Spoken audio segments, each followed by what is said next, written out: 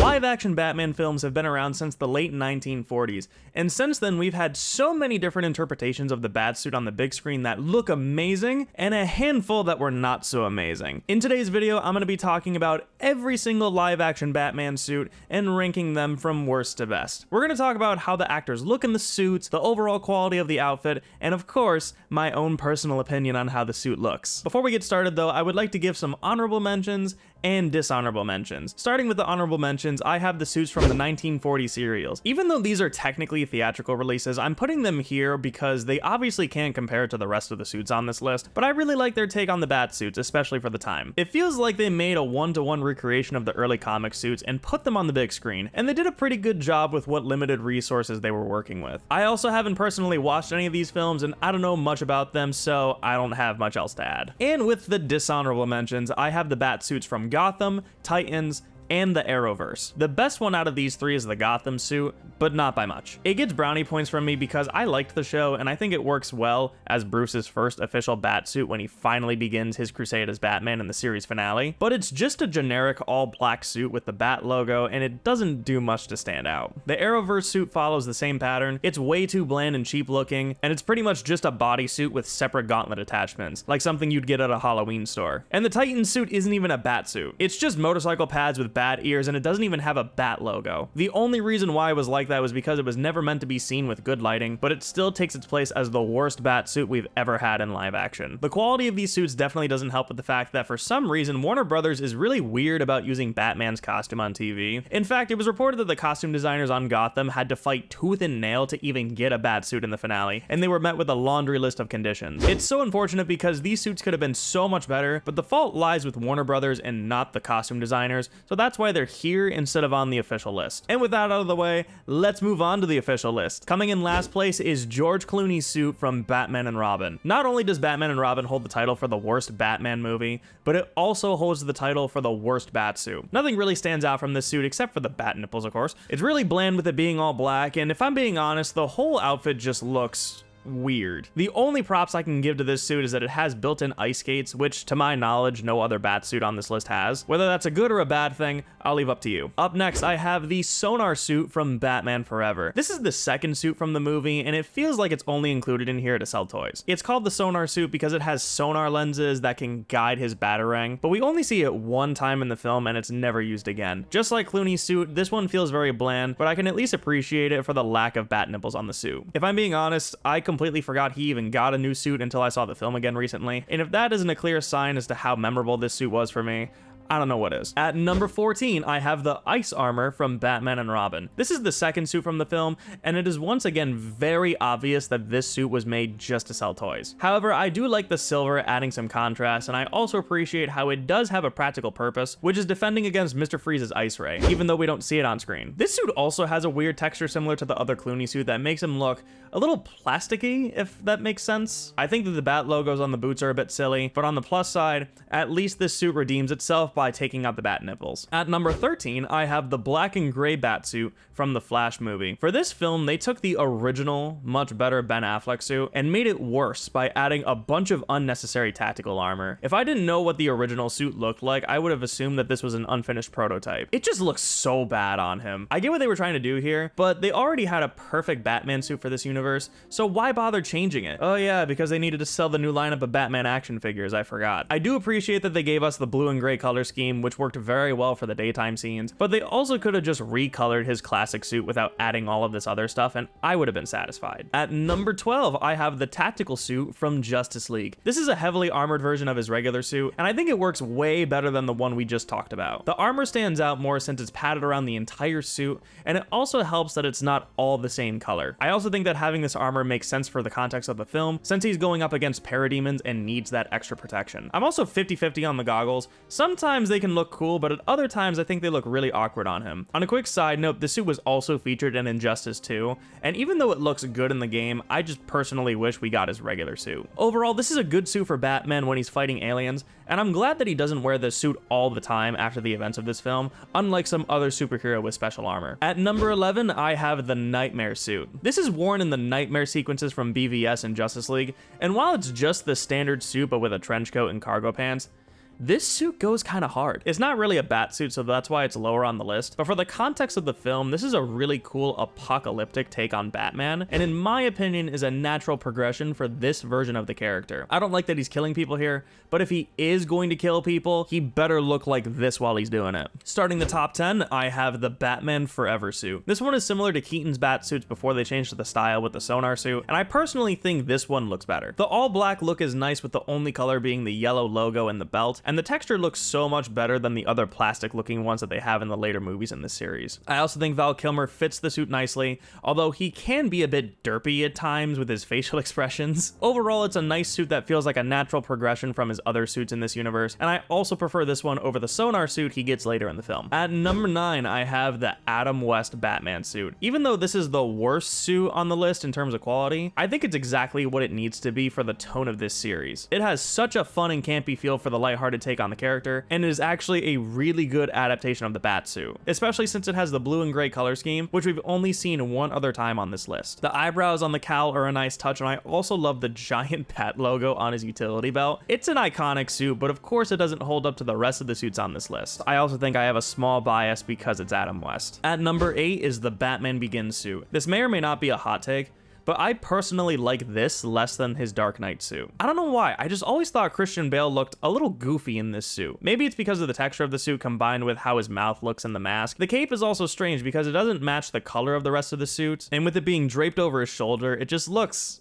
a little weird. I like how the gold belt stands out from the rest of the black suit, as well as the design of the belt itself. The lines outlining his different muscles look cool, and I think I like the larger bat logo on this suit more than his later suit. Overall, it is a nice suit, but I just prefer the Dark Knight one over this one. And at number 9, I actually have the Dark Knight suit. I prefer this suit over the Batman Begins one because of the amount of detail it has with the armor design. It adds more layers to the suit, and I think it gives him a very unique and iconic look for this trilogy. It has the same cape issue, but it isn't as noticeable because of how it sits on the suit, actually being on his back instead of draped over his shoulders. I appreciate the design change with his logo to fit how his batarangs look, but I just wish it was a bit larger. It's a realistic take on the suit with a more militarized look and fits perfectly for Nolan's version of the character, while pretty much defining an entire generation for the character. And at number 6, I have the Batman v Superman mech armor. This is the suit Ben Affleck wears to fight Superman in the film, and while I wasn't a fan of it at first, I've grown to appreciate it more as time goes on. It's very bulky, but it still feels like something Batman would make to enhance himself when fighting supers, which we haven't seen before in live action. Obviously, this was inspired by the mech suit from the Dark Knight Returns comic, and even though I wish the circumstances leading up to this moment were different, it's cool that we were able to get a fight between these two characters. The other thing I need to give this suit credit for is the fact that it actually does exist in real life, and it was only used one time to fight Superman and was never seen again. I also have to appreciate the glowing white eye lenses tying back to how he looked in the comics, and I like that the suit gets damaged as the fight with Superman goes on. Overall, it's a very different suit for Batman, but it feels appropriate for the occasion it's worn for, while also paying homage to the same events from the comics. And I'm glad it didn't get overused or used again when Batman goes to fight aliens in Justice League. Starting the top 5, I have the upgraded Keaton suit from the Flash movie. This is basically a modern adaptation of his suit from the '89 film that keeps the same design but updates the material and textures. A strange thing about this suit is that I feel like there's a lot of CGI that's very noticeable. That's a big problem with the Flash movie in general, but Keaton's CG body double moves very differently from how he does in the other films, and it just looks really weird. It could also be a byproduct of how we as audience members know Keaton is too old to be performing the stunts on his own, but some of these movements just don't look natural at all for this character. I don't have much else to say on this suit because it's technically an improvement over his other suits, but the reason why this suit works so well is because it's based on the iconography of Michael Keaton's take on the character, which we'll talk about more very shortly on this list. And that time is now, because at number 4, I have the Batman '89 suit. This suit is so iconic and perfectly fits in the world Tim Burton established in his first film. The suit really gives me the gothic vibes, and I think the rubber texture with the muscles outlined on the suit is the main reason why. I also really like that the entire suit is jet black, with the only color being on his logo and the utility belt. I also think this suit is presented in a way that gives Batman a very intimidating presence, but the main downside to this design is obviously the lack of mobility. It's been said a million times before,